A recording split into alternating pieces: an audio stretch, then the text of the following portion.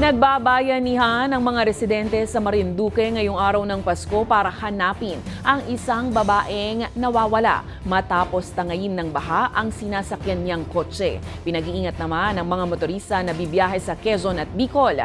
Ilang lansangan kasi ang napinsala dulot ng pag-uulan. Narito ang ating balitang A to Z. Naging abala hindi sa pagbubukas ng regalo ang ilang residente sa Santa Cruz, Marinduque ngayong December 25. Sa halip, nagbayanihan sila para hanapin ang kababayang nawawala. Ito'y matapos tangayin ng rumaragasang baha ang sinasakyan nitong kotse habang tumatawid sa isang spillway. Nagsanib puwersa ang Philippine National Police, Bureau of Fire Protection at iba pang volunteer sa paghahanap sa residenteng kinilala sa pangalang Rowena at umaasang matatagpuan pa itong buhay.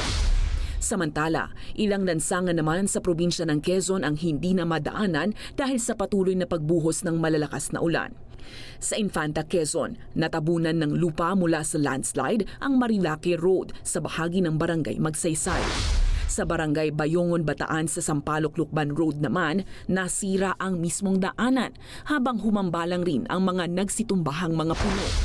Sa bahagi naman ng Bicol, not passable na rin sa anumang uri ng sasakyan ang Maharlika Highway mula yan sa Santa Elena patungo ng Daet, Camarines Norte dahil rin sa landslide.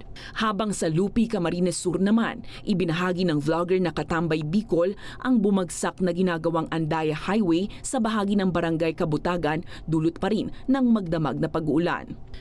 Paalala ng mga otoridad, sa kabila ng kasiyahan at excitement ngayong holiday season, iba yung pag-iingat pa rin ang pairalin lalo na sa pagbibiyahe sa daan.